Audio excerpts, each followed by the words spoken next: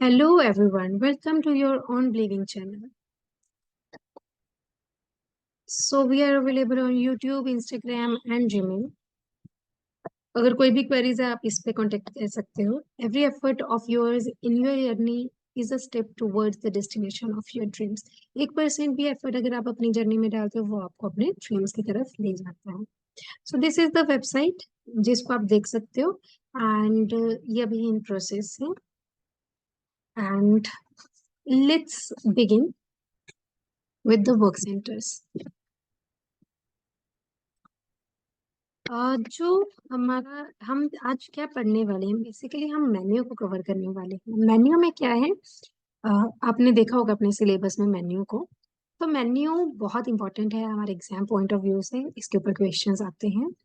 Another is जो work centres हैं, आप लोगों ने कैसे सोचना है, जैसे आप एक रेस्टोरेंट चला रहे हो, आपका अपना एक रेस्टोरेंट है एंड उसको आप चला रहे हो, इसी तरह से आपने सोचना है. राइट. सो वर्क सेंटर्स कैसे वर्क करते हैं. सबसे पहले मेन्यू को प्लान करना. मेन्यू प्लान करना कोई भी एक रेस्टोरेंट चलाने के लिए सबसे इम्पोर्टेंट है. इसको heart of the work centre भी बोला जाता है, क्योंकि आप एज अ कस्टमर जब भी विजिट करते हो तो आपने देखा हो सबसे पहले मेन्यू ही देखते हो. तो मेन्यू को प्लान करना बहुत इंपॉर्टेंट है. Right. Then is the procurement. सब समझेंगे ये सबका मीनिंग क्या है. प्रोक्योरमेंट का मतलब क्या है. प्रोक्योरमेंट का मतलब है जब कोई किचन में कोई रॉ मटेरियल कम हो गया तो आप एक सप्लायर के पास जाओगे. तो सप्लायर वो प्रोक्योरमेंट होती है जब हम एक सप्लायर के पास जाते हैं, जब रॉ मटेरियल कोई कम हो गया किचन में. तो वहां से सप्लायर जो है वो भेजेगा हमारे फर्म में भेजेगा, तो उसको रिसीवर बोला जाता है. Right. Then is the storage. फिर इस फूड को हम स्टोर कर लेते हैं. ठीक है. देन आपके पास आता है प्रोडक्शन. प्रोडक्शन में फिर प्रोड्यूस किया जाता है फूड, उसको प्रिपेयर किया जाता है. एट लास्ट हमारे पास होल्डिंग एंड पैकेजिंग करने के बाद इसको हम सर्विस के लिए भेज देते हैं. राइट. तो ये बेसिकली हमारा पूरा वर्क सेंटर चलता है इन कुछ स्टेप्स के साथ. लेट्स सी, एक एक करके सारे स्टेप्स को पढ़ते हैं. सबसे पहले हम मेन्यू की तरफ चलते हैं. वेरी इंपॉर्टेंट, मेन्यू की तरफ चलते हैं. सो मेन्यू क्या करता है. मेन्यू कितने तरह के होते हैं यहाँ पे ये देखेंगे. अला कार्टे. अला कार्टे मेन्यू आप सबने देखा होगा अपने जब भी आप रेस्टोरेंट्स में विजिट करते हो तो वहां पे आपने देखा होगा अला कार्टे मेन्यू लिखा होता है, कभी टेबल दो हॉटे मेन्यू लिखा होता है. इन सब का मीनिंग क्या है. अला कार्टे मेन्यू क्या बताता है, अगर आपके पास डिश, हमेशा ध्यान से देखना, सेपरेटली प्राइस्ड होगी. हर एक फूड का अलग अलग से कोई ना कोई प्राइस रख दिया गया होगा, तो उसको अला कार्टे मेन्यू बोलते हैं. राइट. ये किसके ऊपर किसके लिए रखा जाता है, जितनी आपकी पॉकेट है, जितनी आपकी परचेजिंग पावर है, उस अकॉर्डिंगली आप ऑर्डर कर सकते हो, इसलिए अला कार्टे को रखा जाता है. Then is the table d'hote menu. Table d'hote menu मतलब क्या होता है. Table of the host. Table of the host क्या है, इसमें क्या है, फिक्स्ड प्राइसेस पे रखा जाता है. जैसे कि अगर आपने देखा होगा इंडियन थाली 400 की है, तो इंडियन थाली कोई भी मंगा ले उसको 400 ही पे करना पड़ेगा. तो ये होता है basically table the first menu. Next is combination menu. अब कॉम्बिनेशन मेन्यू क्या है, अला कार्टे and table the hot menu का कॉम्बिनेशन, इसको मिला के हमारे पास कॉम्बिनेशन मेन्यू बनता है. ठीक है. और कौन से मेन्यूज है. Cyclic menu. अब साइक्लिक मेन्यू कैसा होता है, अगर आपने देखा होगा अपने हॉस्टल्स में कैसा होता है, 5 डेज के बाद रेपिटेटिव मेन्यू होता है या 7 डेज के बाद रेपिटेटिव मेन्यू होता है, तो उसको साइक्लिक मेन्यू बोलते हैं. रोटेट करना या साइकिल की तरह. राइट. Static menu. अब स्टैटिक मेन्यू कौन सा होता है, जो कि फास्ट फूड में, जैसे कि मैकडी में देखते हो, डोमिनोज में देखते हो, तो वहां पे स्टैटिक मेन्यू होता है. एक ही जैसा मेन्यू है हर बार फास्ट फूड रेस्टोरेंट्स में, डाइनर्स में देखते हो. Do your menu. Do your menu को चॉक बोर्ड मेन्यू भी बोला जाता है। सो ये कैसा मेन्यू होता है चॉकबोर्ड मेन्यू? चॉकबोर्ड मेन्यू में स्पेशलिटी ऑफ द हाउस, चौक से इस रेस्टो में आज ये स्पेशलिटी है, ये बताया जाता है, that is the do your menu. I hope ये समझ में आ गया होगा। बस अगर आप इतना भी कवर कर लोगे तो भी आप अपना जेआरएफ लेके आ सकते हो। Now come to the procurement.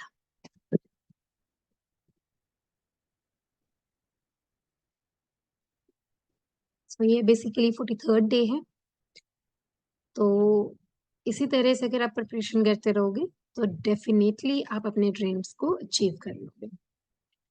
Procurement क्या है? मेथड ऑफ परचेजिंग, हम किस किस तरह से परचेज करते हैं।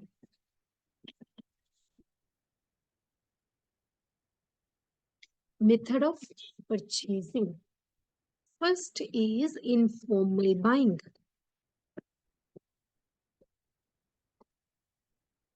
इनफॉर्मल बाइंग को ओपन मार्केट बाइंग भी बोला जाता है। सो ये इनफॉर्मल बाइंग में क्या होता है?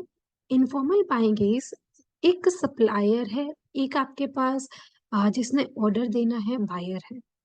तो बायर क्या करेगा? अपने प्राइसेस के अकॉर्डिंगली नेगोशिएट करके, सब क्वालिटी को चेक करके सप्लायर से इनफॉर्मली बाय कर लेगा। मुझे इतने ही प्राइस पे चाहिए, कोई भी प्रोडक्ट, कोई भी रॉ मटेरियल है, मुझे यही प्राइस पे रॉ मटेरियल चाहिए, तो वो इनफॉर्मल बाय करता है, right? Specific amount and quality from one or more sources of supply. Next is your formal buying or the competitive bid buying.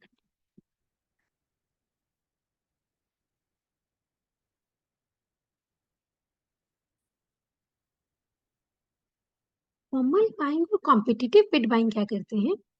Formal buying basically hospitals हो गए बड़े बड़े, तो वो क्या करेंगे? उन्होंने न्यूज़पेपर में कोटेशंस दे देने हैं, हमें इतना रॉ मटेरियल चाहिए, इस क्वालिटी का रॉ मटेरियल चाहिए एंड इसी प्राइस में चाहिए। तो जो कोई भी बायर है वो आके यहाँ पे हमें बता सकता है। अगर तो बिड पसंद आ गई तो जो सप्लायर है वो बायर के पास जाएगा और सेल कर देगा अपने प्रोडक्ट्स को। अगर नहीं पसंद आए तो कोई और सप्लायर आ जाएगा। तो इसको बोलते हैं कोटेशंस होती है यहाँ पे।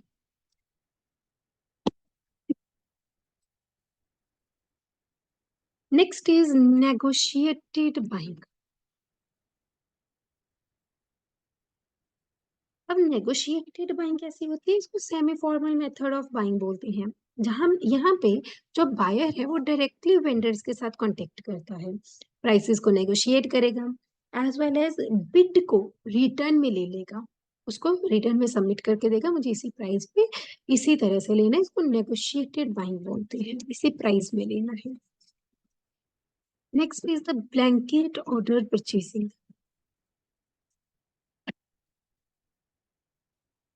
ब्लैंकेट ऑर्डर परचेजिंग कैसे होती है? जब हम 1 साल के लिए किसी के साथ कॉन्ट्रैक्ट कर लेते हैं, यहीं से आएंगे यहीं से बाय करके चले जाएंगे, इसके साथ टाइम भी बचता है क्योंकि एक ही शॉप पे जाना है और वो उसी अकॉर्डिंगली उनका रॉ मटेरियल मंगा के रखते हैं। इसको ब्लैंकेट ऑर्डर परचेजिंग बोलते हैं।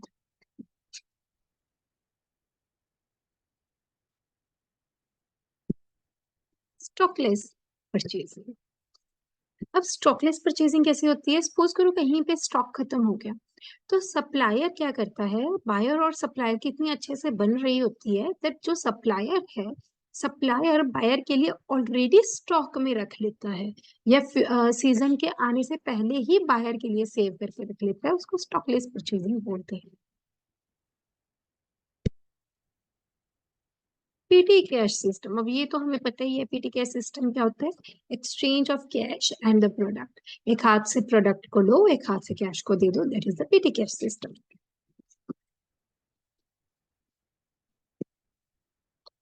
प्राइम वेंडिंग और वन स्टॉप परचेजिंग।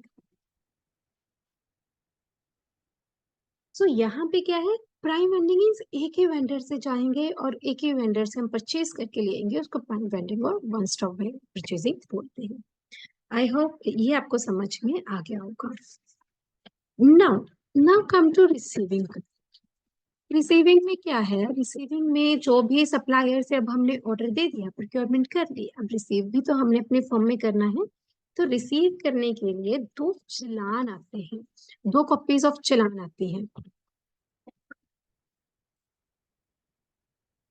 एक है जो बायर के पास रह जाती है, दूसरी कॉपी जो सप्लायर के पास रहती है। सप्लायर और बायर ये फिर हम चेक करते हैं यहाँ से, जो बायर है एज वेल एज जो सप्लायर की स्लिप है, उसमें से ये चेक होता है जितनी भी अमाउंट हमें चाहिए थी, क्या उतनी अमाउंट हमारे फॉर्म में आ चुकी है, उसको बोलते हैं receiving. Then is storage. Storage में एक बहुत इंपॉर्टेंट पॉइंट क्या है, FIFO। FIFO is first in first out.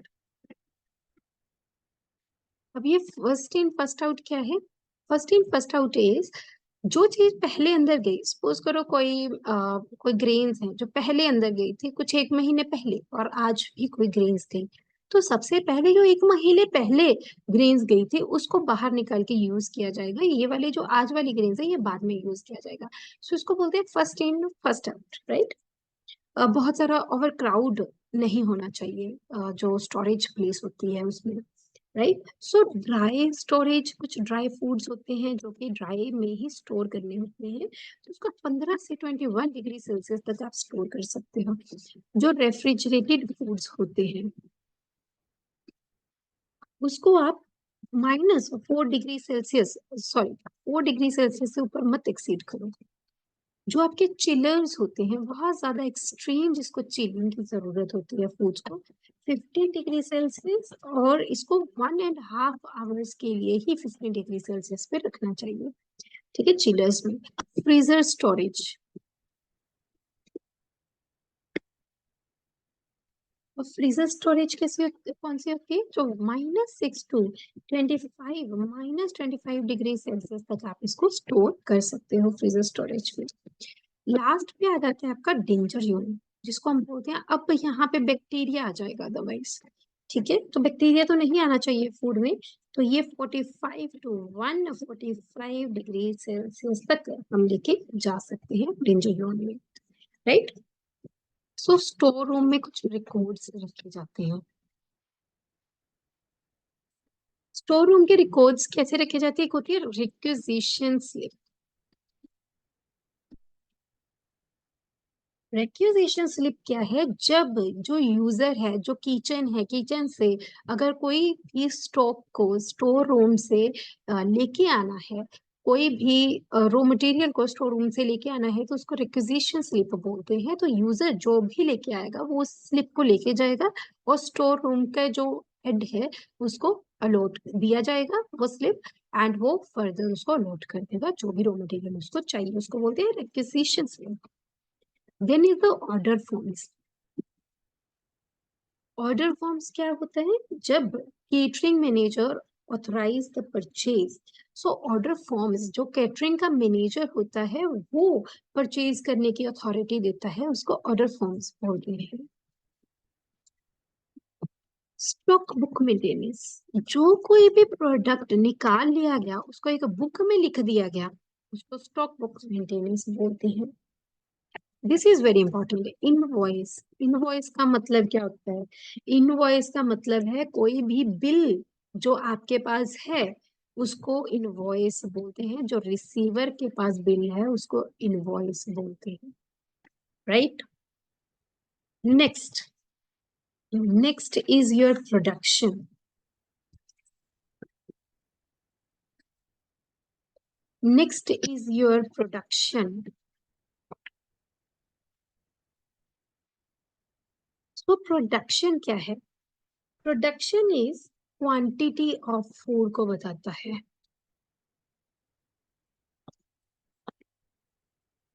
अब फूड की क्वांटिटी कितनी चाहिए, कितनी फूड की हमने कोई भी, अब हम रेडी कर रहे हैं, प्रोडक्शन कर रहे हैं, ऐसा तो नहीं है कि एक्स्ट्रा पिज्जा बना के रख लो पहले ही, जितना कस्टमर आएगा उसके अकॉर्डिंगली ही पिज्जाज को बना के रखो। सो क्वांटिटी ऑफ फूड को हम प्रोडक्शन में देते हैं।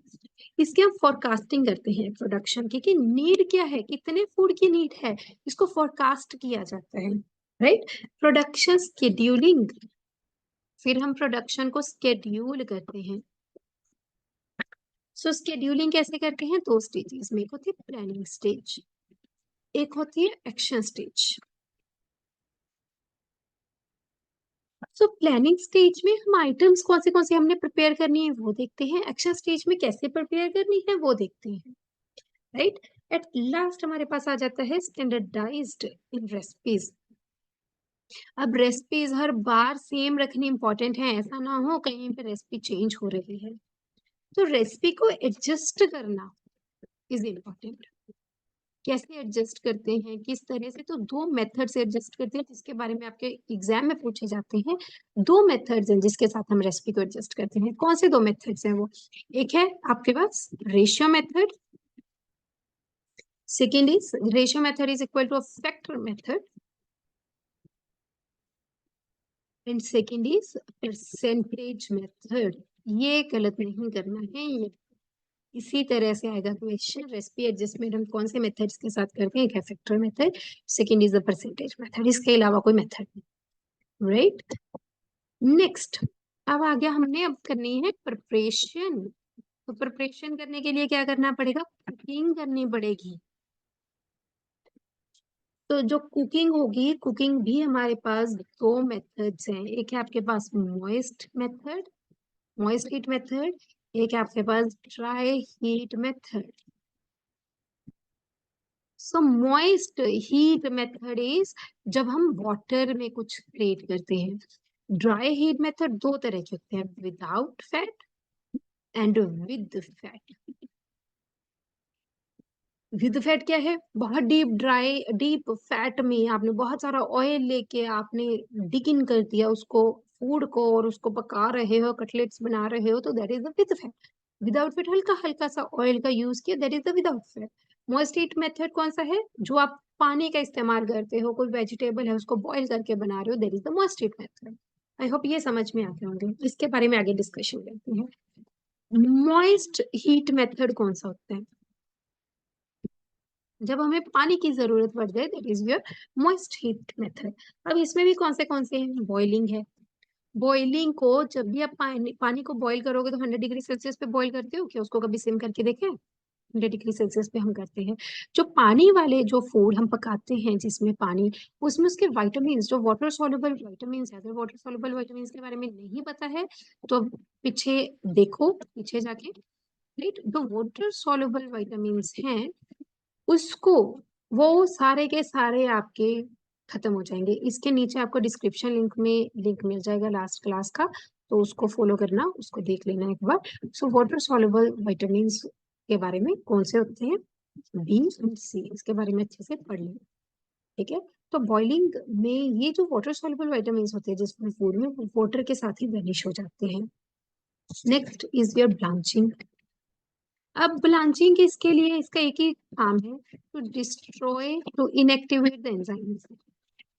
एंजाइम्स को इनएक्टिवेट करना, हल्का हल्का सा हमने ब्लांच कर दिया, टोमेटोज को हल्का हल्का सा ब्लांच कर दिया, वो एंजाइम्स जो है उसको इनएक्टिवेट कर देगा, उसको ब्लांचिंग बोलते हैं, right. Then is simmering. Simmering हम बॉइलिंग से थोड़ा सा नीचे करते हैं, below the boiling point 85 degree Celsius के अराउंड हम इसको सिमर पे पका लेते हैं फूड को। Then is poaching.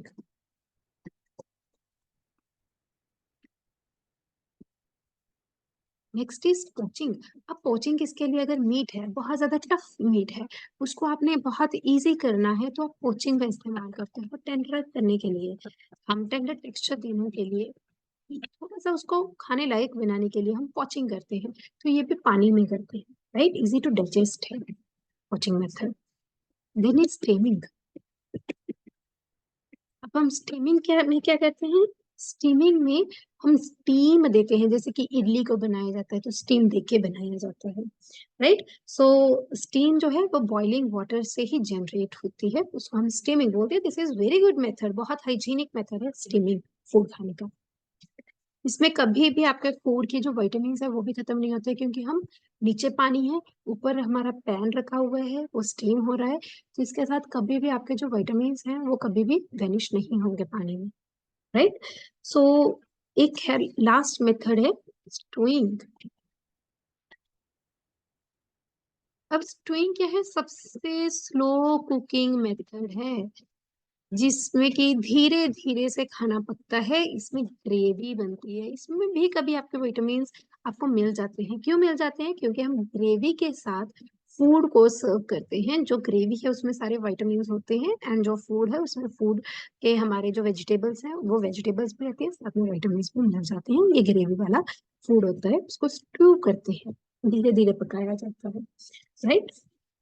So these are some of the methods. एक होता है प्रेशर कुकर, सबसे फास्टेस्ट मेथड, फटाफट से प्रेशर कुकर में फूड पक जाता है। सो ये कुछ मस्ट ईट मेथड्स होते हैं।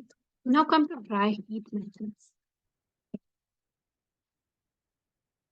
अब ड्राई हीट मेथड्स कौन से होते हैं? दो तरह के हैं। एक तो डीप फैट फ्राई हमने कर दिया, एक शैलो फैट फ्राई कर रहे हैं।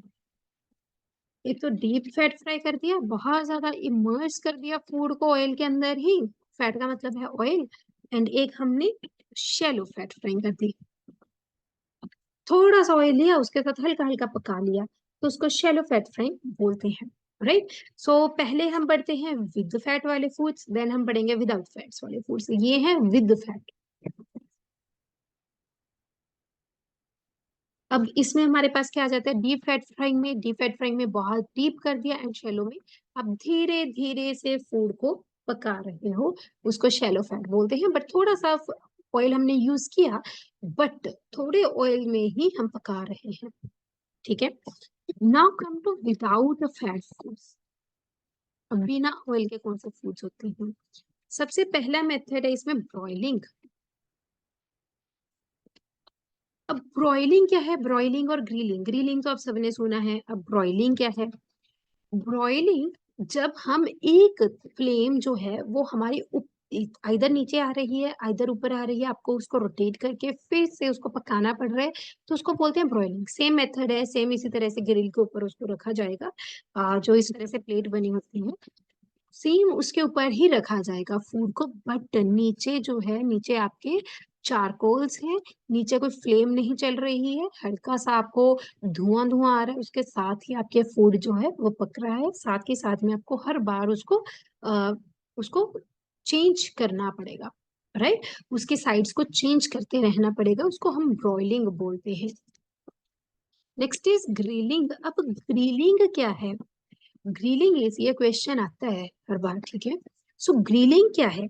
ग्रिलिंग इज अगेन इसी तरह के पैन के ऊपर ही हम देख सकते हैं फूड को ग्रिल, बट इसके नीचे या तो गैस फ्लेम्स चल रही होंगी, या फिर इसके नीचे चारकोल जो है वो बर्न हो रहा होगा अच्छे से, तो उसको ग्रिलिंग बोलते हैं, राइट। नेक्स्ट, हम डायरेक्टली इसको गैस फ्लेम के ऊपर या फिर चारकोल के ऊपर रख देते हैं, तो इसको ग्रिलिंग बोलते हैं, ठीक है। बेकिंग, बेकिंग क्या है? बिस्किट्स देखे हैं बनते हुए, तो वो बेक ही तो हो रही है, तो उसको बेकिंग बोलते हैं। जब हम अनकवर्ड ही फूड को रख देते हैं बेक होने के लिए, उसको बेकिंग बोलते हैं। Next is roasting. घर पे रोस्ट करते हो ग्राउंड नट्स एंड ऑल को, तो उसको रोस्टिंग बोलते हैं। हल्के हल्का सा ऑयल डालते हैं, उसमें ही हम रोस्ट कर लेते हैं, तो उसको रोस्टिंग बोलते हैं। जस्ट ड्रॉप ऑफ ऑयल उसमें हम रोस्ट कर लेते हैं, तो उसको रोस्टिंग बोलते हैं। लास्ट आ जाता है सॉटे, और ड्रॉप में ही एक लिटिल सा फैट हम डालेंगे और वेजिटेबल्स को सॉटे कर देते हैं, तो उसको सॉटिंग बोलते हैं, राइट। आई होप ये कुछ मेथड्स आपको समझ में आ गए होंगे। एक और जो हमारे एग्जाम में पूछा जाता है, दैट इज द ब्रेजिंग। ये किसी को समझ में नहीं आता है, बट आपको, अब बिलीवर्स हो तो आपको समझ में आएगा व्हाट इज ब्रेजिंग। ब्रेजिंग क्या है? एक तो मॉइस्ट हीट मेथड को अप्लाई किया, साथ में एक हमने ड्राई हीट मेथड को अप्लाई किया, उसको बोलते हैं ब्रेजिंग। एक तो मैंने यूज कर लिया रोस्टिंग को, जो कि ड्राई हीट है। एक हमने यूज कर लिया स्टूइंग को, जो कि मॉइस्ट हीट है। तो इसके साथ हमारा मेथड क्या बन गया? ब्रेजिंग। आई होप अब आपको समझ में आ गया होगा, ये हमारे एग्जाम में हर बार पूछा जाता है। नाउ लास्ट टॉपिक पे चलते हैं, that is the service. Service किस तरह की है? चार मेथड है सर्विस के। One is the conventional method.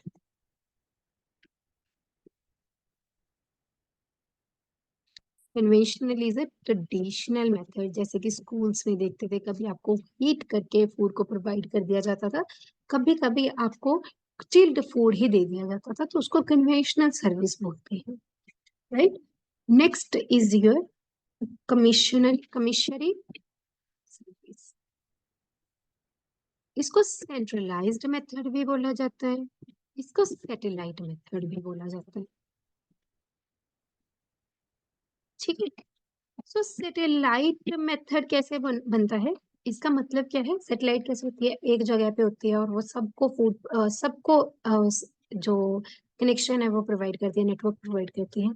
Same goes वह है, ये हर बार क्वेश्चन आता है आपके एग्जाम में। सो जो सैटेलाइट मेथड है, सैटेलाइट मेथड क्या है, ये कमीशनिंग सर्विस क्या है, एक जगह पे फूड पकेगा और डिफरेंट डिफरेंट, ये हॉस्पिटल्स के लिए मेनली यूज होता है, डिफरेंट डिफरेंट हॉस्पिटल्स में हम इसको स्प्रेड कर देते हैं, डिफरेंट डिफरेंट हॉस्पिटल्स में वही फूड जाएगा, तो उसको कमीशनिंग सर्विस या फिर सेंट्रलाइज सर्विस या सैटेलाइट मेथड बोलते हैं।